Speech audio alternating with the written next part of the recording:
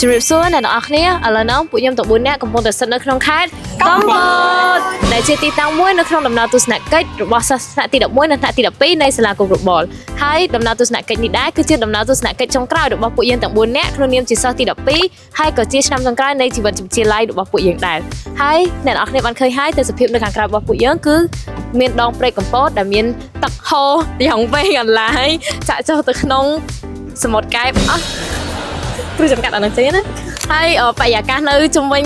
ទីតាំងនេះផ្ទាល់គឺមានភាពស្រស់ស្រាយខ្លាំងមែនតើ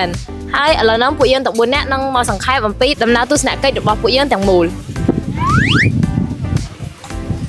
សួស្តីអ្នកគ្នាចង់ខ្ញុំនឹងមកនិយាយសង្ខេបអំពីថ្ងៃទី1នៃដំណើរទស្សនកិច្ចរបស់ពួកយើងដែលពួកយើងបានធ្វើដំណើរចេញពីខេត្តសៀមរាបទៅកាន់រាជធានីភ្នំពេញដោយពួកយើងបានធ្វើដំណើរចេញពីខេត្តសៀមរាបនៅវេលាម៉ោង4ព្រឹកហើយក៏បានទៅដល់ភ្នំពេញនៅ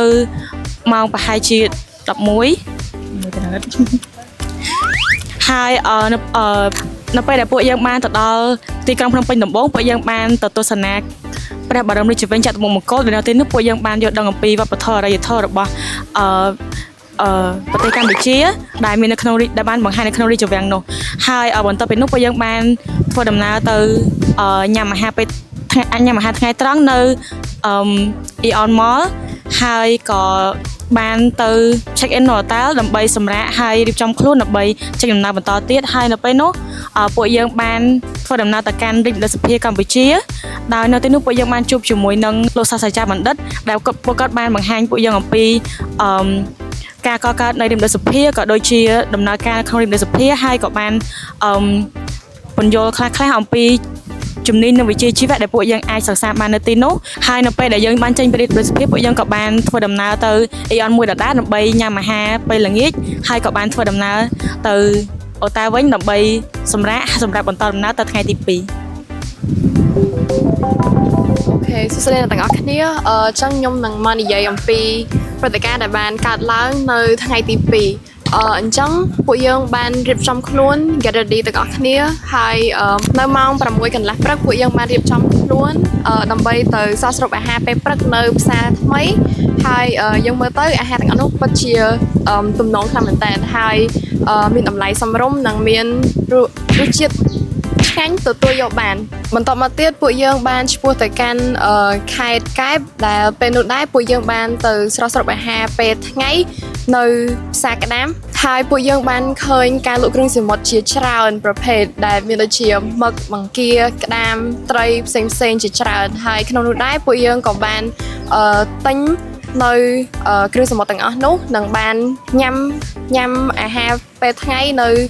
ផ្សារក្តាមនៅតែម្ដងបន្តមកទៀតពួកយើងបានធ្វើដំណើរមកកាន់ resort ដែលពួកយើងកំពុងតែស្ថិតនៅកន្លែងនេះអញ្ចឹងមិញហ្នឹងបានស្ដាប់3នាក់យើងនិយាយអំពីដំណើរទស្សនកិច្ចរបស់យើងរយៈពេល2ថ្ងៃអញ្ចឹងឥឡូវមកស្ដាប់ខ្ញុំនិយាយអំពី plan យើងបន្ទាប់នៅថ្ងៃទី3គឺនៅថ្ងៃស្អែកនៅថ្ងៃស្អែកយើងមានទីតាំង2សំខាន់គឺទី1គឺស្រែអំបិលហើយទី2យើងនឹងឈានចូលចំការម្រេចដែលជាអាចនិយាយថាជាដំណាំអត្តសញ្ញាណមួយរបស់ខេត្តកំពតដោយសារខេត្តកំពតណាគេក៏ស្គាល់ម្រេចរបស់ខេត្តកំពតដែលគឺមានរសជាតិឆ្ងាញ់អញ្ចឹងយើងនឹងឈានចូលទៅលេងចំការម្រេចនិងស្វែងយល់អំពីរបៀបដាំដំណាំការថែទាំហើយនិងទេសភាពនៅទីនោះបែបម៉េចផងដែរចឹងនេះគឺជាការសង្ខេបនៃដំណើរទស្សនកិច្ចទាំង3ថ្ងៃរបស់ពួកយើងហើយឥឡូវនេះខ្ញុំនឹងសួរពីចំណាប់អារម្មណ៍តិចរបស់ពួកគាត់ក្នុងនាមជាសិស្សទី12ហើយដែលជាដំណើរកម្សាន្តចុងក្រោយរបស់ពួកខ្ញុំផងដែរចឹងចំពោះខ្ញុំខ្លួនឯងគឺខ្ញុំយល់ឃើញថាដោយសារវាជាដំណើរទស្សនកិច្ចចុងក្រោយរបស់ខ្ញុំមានអារម្មណ៍ថាវាលឿនខ្លាំងមែនតើតាំងពីចូលរៀនមករហូតមកដល់បច្ចុប្បន្នហ្នឹងគឺយើងបានដើរទស្សនកិច្ចជាមួយសាលាច្រើនហើយជាដំណើរទស្សនកិច្ចចុងក្រោយទៀតពួកខ្ញុំបានស្វែងយល់ពីគ្នាច្រើនរៀនរស់នៅជាមួយគ្នាពេលដែលមកហ្នឹងពួកខ្ញុំត្រូវគេងនៅក្នុងបន្ទប់រួមគ្នាចឹងវាសប្បាយហើយក៏ emotional តិចដែរដោយសារយើងតិចទៀតលេងបានដើរលេងជុំគ្នាចឹងទៀតហើយចឹងសម្រាប់ខ្ញុំក៏មានអីច្រើនដែរប៉ុន្តែនៅក្នុងដំណើរទស្សនកិច្ចនេះខ្ញុំក៏បានព្យាយាមបង្កើតអនុស្សាវរីយ៍ក៏ដូចជាបង្កភាពសប្បាយរីករាយជាមួយនឹងមិត្តភ័ក្តិទាំងអស់គ្នាព្រោះវាជាឆ្នាំចុងក្រោយហើយក៏ជាដំណើរទស្សនកិច្ចចុងក្រោយរបស់ពួកយើងផងដែរសម្រាប់ខ្ញុំអត់សូវខ្វល់ពីទេសភាពនៅទីកន្លែងហ្នឹងបែបម៉េចទេតែអីដែលខ្ញុំផ្ដោតសំខាន់ជាងគេគឺការបង្កើត memory ជាមួយមិត្តភ័ក្តិ ដោយសារនេះជា trip ចុងក្រោយអញ្ចឹងយើងព្យាយាមបង្កើតអនុស្សាវរីយ៍ល្អៗជាមួយគ្នាហើយសប្បាយជាមួយគ្នាមួយទៀតហ្នឹងគឺខ្ញុំសប្បាយចិត្តដែលបានរៀនសូត្រអីថ្មីជាច្រើនជាពិសេសនៅរៀនបណ្ឌិតសភាស្វែងយល់អំពីទីតាំងភូមិសាស្ត្រឬក៏មេរៀនអីផ្សេងៗជាច្រើននៅក្នុងដំណើរទស្សនកិច្ចរបស់យើង ចំពោះខ្ញុំវិញក៏អត់មានអីខុសគ្នាពីទាំង3នាក់នេះដែរគោលបំណងធំបំផុតដែលមកទស្សនកិច្ចសិក្សានេះគឺដើម្បីបង្កើតនៅអនុស្សាវរីយ៍ជាមួយមិត្តភ័ក្តិទាំងអស់គ្នាដើម្បីជាអនុស្សាវរីយ៍ហើយក៏ជាការរៀនសូត្រមួយដែលល្អមិនមែនយើងត្រឹមតែរៀននៅក្នុងសភៅទេប៉ុន្តែពួកយើងបានអនុវត្តជាក់ស្ដែងបានដើរមើលឃើញផ្ទាល់ទីតាំងភូមិសាស្ត្រទស្សនភាពទូទៅជាក់ស្ដែងផ្សេង